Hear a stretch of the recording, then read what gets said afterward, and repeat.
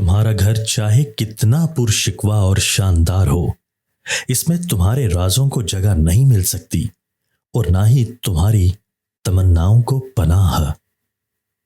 وہ شخص جو قوس قزح کو گرفتار کر کے اسے ایک کپڑے پر انسانی شکل میں بدل دیتا ہے، وہ اس سے بڑا ہے جو ہمارے پیروں کے لیے جوتے بناتا ہے۔ بیکار رہنے کے معنی ہے موسموں کے اجنبی بن جانا اور زندگی کے اس جلوس سے الگ ہٹ جانا جو شان و شوکت کے ساتھ رواں دواں ہے اور جو لامحدود کی جانب سر تسلیم خم کرنے کے لیے بڑی بے نیازی سے گامزن ہے۔ جب ایک بھی پتی سوکھ کر پیلی ہوتی ہے تو پورے درخت کو اس کا خاموش غم ہوتا ہے۔ جو بندہ کسی خطا کار کو تازیانے لگانا چاہتا ہے وہ اس شخص کی روح کو بھی جانچ کرے جسے گزند پہنچا ہے۔ جو بندہ دنیا کو پہچان لیتا ہے وہ دنیا کو اپنا جان لیوا دشمن سمجھتا ہے۔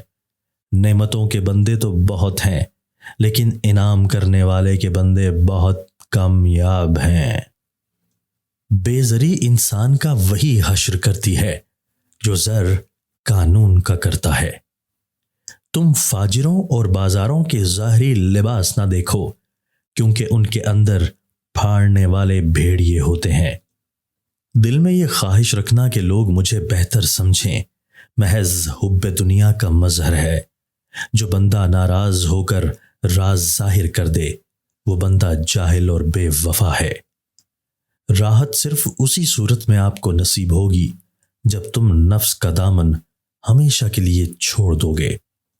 گمنامی کو پسند کرو اور شہرت سے ہمیشہ کے لیے دور رہو، مگر یہ ظاہر نہ کرو کہ تم گمنامی کو پسند کرتے ہو، اس لیے اس سے بھی نفس میں غرور پیدا ہوتا ہے۔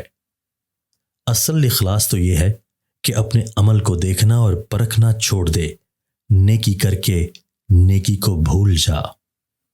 گرم پانی میں نمک اور کلونجی تیل کے قطرے ڈال کر پی لیجئے، پیٹ کا درد اور معدہ خراب نہیں ہوگا۔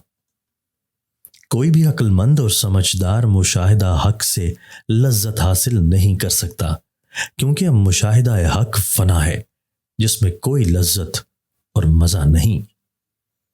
جب دل میں خوف بیٹھ جائے پھر زبان سے وہی بات نکلتی ہے جو دل میں ہوتی ہے۔